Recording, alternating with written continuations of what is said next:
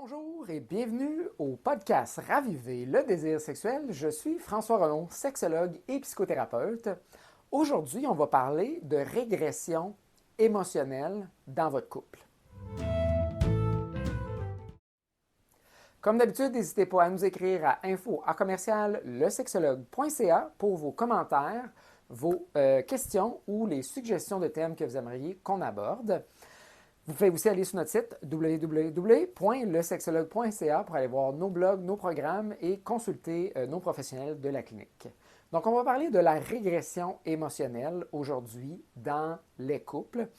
Chose qu'on parle de plus en plus maintenant, surtout dans le domaine en fait de la relation d'aide, de la psychothérapie, comment les gens régressent, mais c'est peut-être quelque chose qu'on est moins familier avec dans le jargon populaire que les gens peuvent avoir. Par contre, des fois, on parle d'être triggeré par quelque chose ou activé par quelque chose. Vous avez peut-être déjà entendu ce genre de mots-là. Par contre, ces mots-là sont utilisés de façon très, pas aléatoire, mais de façon trop facile, disons. Fait que je vais vraiment parler de qu'est-ce qu'une réelle régression dans une relation, d'où ça vient, pourquoi est-ce qu'on en a et comment s'en sortir parce que ça peut nuire considérablement à nos relations, surtout dans un état de conflit et de chicane. Donc, qu'est-ce que la régression émotionnelle? Donc, la régression émotionnelle, c'est en fait quand on perd nos moyens pendant une interaction sociale ou relationnelle, surtout avec notre partenaire, et c'est davantage là-dessus qu'on va en parler, mais on peut faire des régressions émotionnelles avec nos parents, avec un frère, un collègue, un boss, etc., un ami. Mais ça a tendance à beaucoup arriver avec des gens significatifs, évidemment, dans notre vie, dont nos partenaires. On peut même régresser avec nos enfants. Donc, quand on parle de régression, c'est quand on perd effectivement nos moyens, on a une surcharge émotive, émotionnelle, qui nous fait un peu perdre nos moyens cognitifs. Donc, souvent, on est complètement dans le brouillard, on a de la misère à réfléchir, soit qu'on est en train d'exploser émotivement de façon très intense, disproportionnée, exagérée par rapport à la situation devant nous, malgré qu'il y a quelque chose qui s'est peut-être passé qui a provoqué cette situation-là. Souvent, la réaction elle est particulièrement énorme et on perd justement sa capacité à voir les choses de façon plus logique. Et souvent, ça nous amène et ça l'enclenche en fait des comportements qui sont malsains, inadéquats et généralement très immatures et destructeurs, tout dépendant du niveau de régression dans lequel on peut être. Un des auteurs, en fait, qui parle de cette régression émotionnelle-là, c'est David Snarch. Puis lui, en fait, il le compare finalement au Mariana Trench. Le Mariana Trench, c'est la partie, en fait, de l'océan la plus profonde sur notre planète. Puis là où si on va à ces profondeurs-là, en fait, dans la mer, c'est vraiment un état de survie. Ce sont généralement les poissons, les êtres vivants, marins, les plus typiquement laides, très dangereuses. Puis, on est dans une profondeur, une noirceur particulièrement importante. En fait, il n'y a quasiment pas de lumière, voire pas du tout de lumière qui se rend à ces profondeurs-là. Et donc, lui, il fait le parallèle, la métaphore avec être dans cette profondeur-là, cette noirceur-là, dans cet état de survie-là, c'est do or die finalement.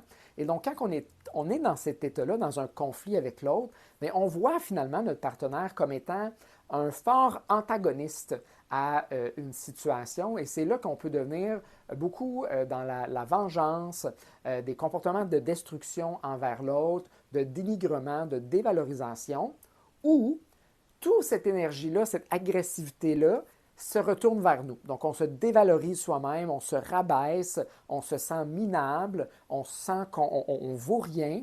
Et puis, cette période-là de régression émotionnelle, elle peut être temporaire, dans un court laps de temps de quelques minutes à quelques heures, voire à être de façon plus permanente, même dans notre quotidien. Je vais davantage plus parler de régression émotionnelle temporaire, donc ce qu'on appelle en anglais des acute regressions. Et puis, quand on se retrouve là, c'est parce que il y a quelque chose dans le conflit qui nous a provoqué et on retourne un peu, en fait, dans un mode où notre cerveau ne fonctionne pas correctement. Il y a une déconnexion, en fait, entre l'hémisphère droite et l'hémisphère gauche qui ne se fait pas tout à fait. Puis là, je simplifie un peu l'aspect neurologique, mais pour l'imager, c'est un peu ce qui se passe. Et donc, comme il y a un manque de communication au niveau du cerveau, il y a certains endroits du cerveau qui ne sont pas en train de communiquer adéquatement l'un avec l'autre, eh bien, on perd justement nos moyens. Et même physiologiquement, notre visage peut changer à être, entre guillemets, plus laid. Donc, on a un visage qui peut être très agressif, même épeurant pour l'autre personne, un visage de très grande tristesse. Donc, ce n'est pas les moments où ce qu'on est à nos meilleurs jours. Et puis, on peut justement être dans une forme de justification de nos comportements qui peuvent être particulièrement destructeurs. Donc, c'est là qu'on peut justement faire ressortir des tactiques de manipulation, de contrôle envers notre partenaire, puis comme je disais tantôt, de dénigrement, de dévalorisation, ou qu'on va nous-mêmes se laisser en fait contrôler, manipuler facilement. On devient finalement parfois un peu aveugle à ce que l'autre est en train de nous faire. Vous avez peut-être aussi déjà entendu parler du terme gaslighting, mais c'est souvent dans un état de régression émotionnelle quand on se fait gaslighter par son partenaire. Donc, les signes, effectivement, c'est une forte charge émotive, un brouillard cognitif intellectuel qui peut s'installer, des émotions tellement fortes qu'on n'est pas capable de les gérer. On se sent justifié d'avoir des comportements méchants et même sadiques parfois envers notre partenaire ou qu'on va accepter finalement ces comportements-là à notre égard. Qu'est-ce qui cause ces régressions-là émotionnelles? Eh bien, c'est beaucoup plus commun qu'on peut se l'imaginer. Souvent, on va avoir même la difficulté à se voir dans cet état-là de régression, mais on va plus facilement voir son partenaire. Et même être en présence d'une personne régressée fait en sorte que ça peut avoir tendance à nous mettre dans cet état-là aussi. De voir quelqu'un complètement se désorganiser, comme les émotions sont contagieuses, on va ressentir cette charge émotive-là, puis ça fait en sorte qu'on se désorganise aussi de notre côté, qu'on régresse aussi. Donc, on se retrouve généralement dans un couple où les choses sont plutôt explosives, avec deux personnes en fait qui sont régressées. Qu'est-ce qui a causé en fait ces régressions-là? Bien, c'est souvent en fait des blessures importantes qu'on a eues dans des relations significatives. Généralement des relations avec d'anciens partenaires, de frères, de sœurs, de grands-parents, d'oncles, de parents, par exemple, qui ont été à certains moments inadéquats. Puis plusieurs personnes vont peut-être avoir l'impression d'avoir eu des parents absolument extraordinaires, mais même nos parents, à certains moments, peuvent avoir eu des moments de régression avec nous. Qu'en tant que parents, on va avoir des moments de régression avec nos enfants et ces moments-là ont des impacts importants pour ces gens-là plus tard dans leur vie et être en conflit avec un partenaire peut générer en fait ces réactions-là plutôt vives. Donc, on développe généralement une forme de très grande rigidité aussi à ces moments-là. On n'est pas capable de voir autre chose que nos propres besoins. On devient parfois très égoïste à ces moments-là, dû justement à la blessure qu'il a pu avoir. Et si on n'est pas capable de reconnaître l'état de régression dans lequel on se retrouve, bien, on va perpétuer en fait ce cycle-là de façon répétée et longuement, et on ne se sortira pas finalement de ces moments-là plus difficiles. Donc souvent, c'est parce qu'on a vécu des moments de mind mapping traumatiques, parfois qui sont évidents, comme par exemple des agressions sexuelles à l'intérieur de la famille, des parents négligents, des parents dénigrants, qui le font soit de façon subtile ou parfois de façon évidente, un moment de manque de patience important que nos parents ont eu, des rigidités qu'eux ont pu avoir dans la manière de vouloir vous éduquer, des fortes réactions quand vous n'écoutiez pas, donc pas un parent qui est nécessairement ferme, mais qui, comme on dit en anglais, goes a bit batshit crazy. Bon, fait que vous avez eu des parents de ce genre-là, vous avez probablement des tendances parfois à vous régresser dans des moments où vous pouvez être déclenché. Et donc, c'est important de reconnaître non seulement les moments où ça arrive, mais de comprendre potentiellement d'où c'est que ça vient. Puis le mind mapping traumatique, ça peut être quelque chose de très subtil aussi. Donc, tantôt, j'ai parlé, par exemple, d'agression sexuelle. Mais parfois, en fait, on n'a pas besoin d'avoir vécu des attouchements sexuels ou des agressions sexuelles comme on l'entend légalement. Mais parfois, on a peut-être un membre de la famille qui nous sexualise, qui passe des commentaires qui sont déplacés, un peu sexualisés, que personne dans la famille réagit ou beaucoup de gens normalisent, en fait, ces comportements-là, qu'on ne se sente pas bien, en fait, avec certains propos que nos parents peuvent avoir à notre égard, la manière qu'ils nous parlent, par exemple, de façon sexuelle. Puis parfois, ce n'est pas nécessairement sexuel. Des fois, c'est juste des petits coups bas, en fait, qu'on va recevoir, des comportements inadéquats qu'un parent peut avoir. Puis on peut aussi avoir ça dans d'autres relations familiales, comme un frère, une sœur, par exemple, un oncle, une tante, un grand-parent, etc.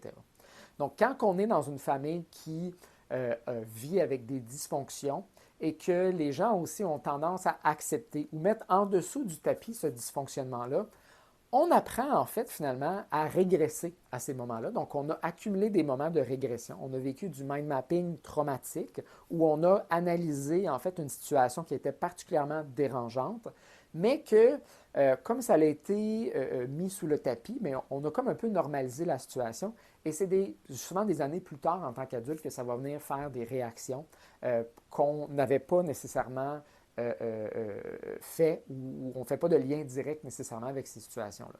Fait qu'il faut vraiment se questionner plus en profondeur des dynamiques familiales. Puis souvent, les gens qui disent qu'ils ont eu des belles enfances, mais qui n'ont pas nécessairement beaucoup de souvenirs peut-être de ça, mais qui ont une idée floue, en fait, de leur enfance, c'est aussi un signe de mind mapping traumatique. Donc, le mind mapping traumatique, des signes qu'on peut avoir, c'est généralement des gens qui n'ont pas de souvenirs très clairs de leur enfance, des gens qui ont vécu dans des situations particulièrement de négligence parentale ou familiale.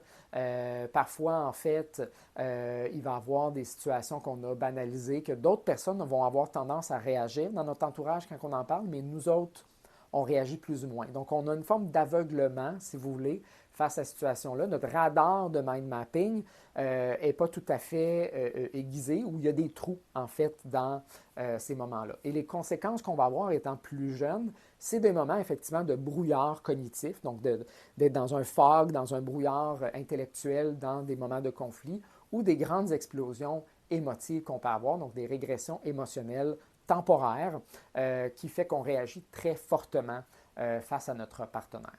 Et généralement, notre partenaire provoque ça chez nous, soit par leur propre régression, ou nous-mêmes, en fait, où on provoquait quelque chose finalement chez nous qui viennent nous rappeler ou qui nous rappellent les dynamiques qui se sont passées auparavant.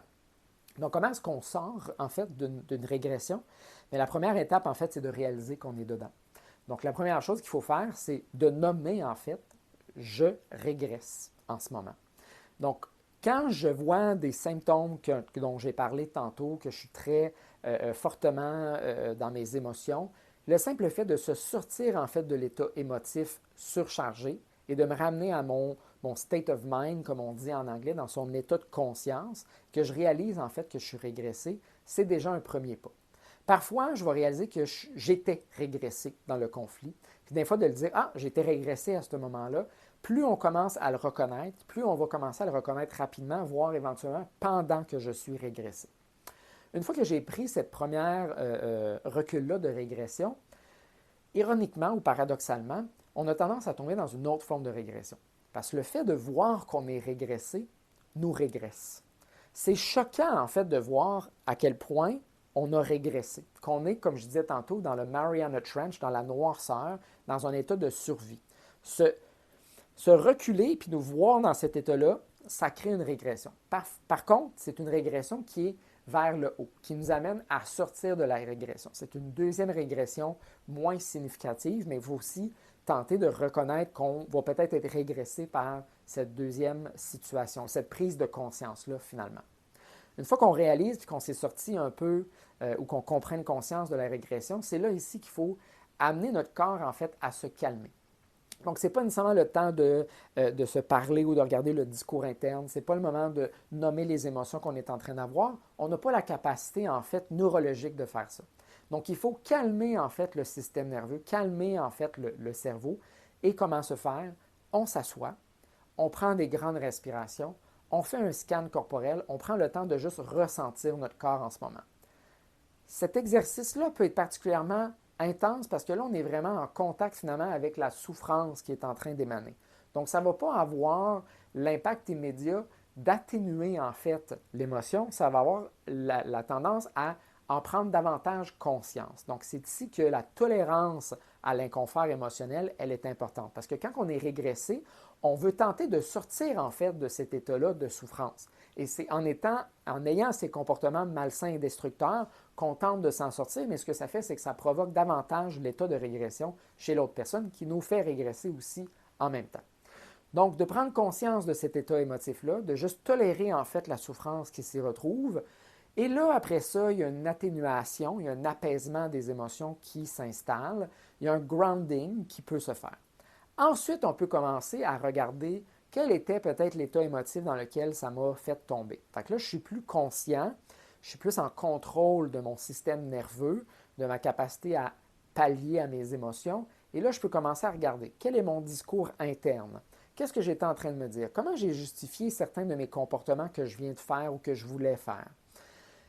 Quelle émotion a émergé? Qu'est-ce que ça dit de moi? Est-ce que ceci est une émotion de surface? Peut-être que j'étais très fâché, mais en arrière d'être en colère, peut-être que j'avais une blessure. Quelle est cette blessure-là? Le rejet, l'abandon, le sentiment d'être ignoré, de ne pas être aimé, de ne pas être désiré, de ne pas être important, d'être insignifiant pour l'autre. Donc, à quoi ça fait référence cette réaction-là émotive? Quelle émotion que ça fait réellement référence? Et ensuite, comprendre, OK, ce discours-là, cette émotion-là, est-ce qu'elle résonne avec moi dans d'autres endroits de ma vie? Est-ce que je me suis déjà senti de cette façon-là? C'est ici que la psychothérapie avec un sexologue psychothérapeute ou d'autres types de thérapeutes peuvent vous aider en fait à explorer en profondeur en fait la signification et le modus operandi, si vous voulez, de ces régressions émotionnelles-là. Mais il y a déjà un travail qui peut être fait par soi-même de déjà le repérer, se grounder, s'auto-réconforter et tolérer un certain degré de mal-être qui va aussi émerger de faire ce processus-là. Et quand on travaille nos régressions émotionnelles, bien, on travaille aussi notre soi, notre perception de soi-même. Parce que dans un état de régression émotive, notre perception de soi, elle est éclatée. Ou on la sent particulièrement fragile, on la rigidifie pour justement qu'elle n'éclate pas. Parce que cet état-là d'éclatement peut nous faire tomber effectivement dans des profondes émotions désagréables comme la dépression ou des attaques de panique, des émotions d'angoisse et d'anxiété particulièrement importantes. Et donc, c'est pour ça qu'effectivement, il y a une forme de rigidification de comment on se perçoit. On devient très, très, très fragile et on veut défendre en fait comment les gens nous perçoivent et comment nous, on se perçoit. Mais en faisant le travail par rapport à la régression émotionnelle, on réussit à solidifier en fait la perception qu'on a de nous-mêmes, donc son self ou son soi, mais aussi on réussit à le flexibiliser. Donc, ça ne devient pas un bâton de caoutchouc, mais il y a une certaine solidité. C'est comme un bâton de métal qui, si on plie en fait, va se remettre à sa posture initiale, mais il va avoir un certain bend dedans. Il faut qu'on est capable justement d'avoir une perception de soi, du monde, qui est plus nuancée.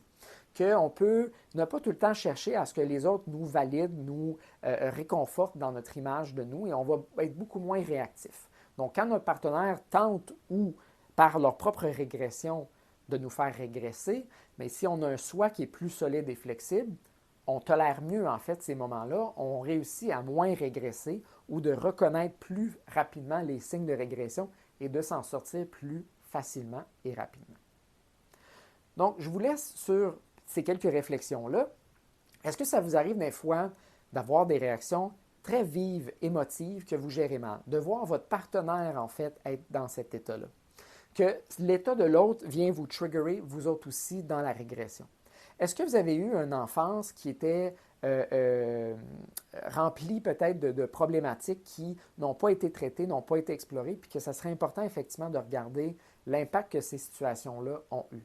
Est-ce que vous avez eu peut-être une belle enfance, mais que vous n'avez pas l'image complète que vous voulez avoir, que vous êtes créé un peu des trous? Y a-t-il des sujets tabous dans votre famille que vous oserez jamais aborder parce que vous savez que si vous les abordez ou que si vous agissez d'une certaine façon, ça va potentiellement désorganiser en fait certains membres de la famille et potentiellement créer beaucoup de conflits à l'intérieur de cette même famille-là. Et donc, même si vous avez eu une enfance ou une famille qui était relativement stable, ne soyez pas surpris que vous allez réaliser qu'il y a certains endroits avec du tape rouge puis du barbelé que si on va là, c'est dangereux. Et qu'on choisit délibérément aussi de ne pas y aller. Un bon indicateur pour savoir sont où ces lignes-là, c'est de parler à votre conjoint, votre conjointe. Parce qu'eux n'ont pas les mêmes enjeux que vous, ils vont avoir les leurs. mais vous allez être capable, en fait, à travers les yeux de votre partenaire, de voir quelles sont les dynamiques familiales. C'est d'ailleurs un sujet de conflit assez récurrent dans des couples, qu'un partenaire voit des enjeux problématiques dans la famille de l'autre, mais reste aveugle complètement au leur. Donc ça aussi, c'est un signe généralement de mind mapping traumatique, de mettre beaucoup d'emphase en fait sur les problématiques de la belle famille et d'être complètement aveugle et sourd face à son partenaire qui nous pointe nos propres enjeux dans notre famille à nous aussi. Donc c'est important justement d'être à l'écoute parfois de nos conjoints ou de nos conjointes qui vont voir des choses que nous, on ne verra pas parce qu'on a des enjeux par rapport à ça et on a appris avec les années à bien les éviter. Mais être aussi un peu dans le déni et aveugle face à ça. Et donc, quand on commence à travailler nos éléments de régression qu'on peut avoir dans notre couple, des fois, ça nous fait réaliser qu'il y a d'autres éléments ou d'autres relations dans lesquelles on régresse encore ou qu'on veut éviter en fait des moments de régression émotionnelle. Et donc, si vous commencez à travailler ça, même si vous êtes un couple qui est particulièrement dans des gros conflits intenses, énormes, émotionnels, eh bien, déjà commencer à prendre conscience de tout ça va faire en sorte qu'on va peut-être commencer à tempérer un peu les situations et aller chercher de l'aide si vous sentez effectivement que ça vous rejoint, parce que c'est beaucoup plus commun qu'on peut se l'imaginer dans les couples qui parfois même ont de l'air sain. Merci d'avoir écouté notre podcast Raviver le désir sexuel. Encore une fois, je suis François Renaud, sexologue et psychothérapeute. N'hésitez pas à aller voir nos ressources sur notre site lesexologue.ca ou de nous écrire à info@lesexologue.ca.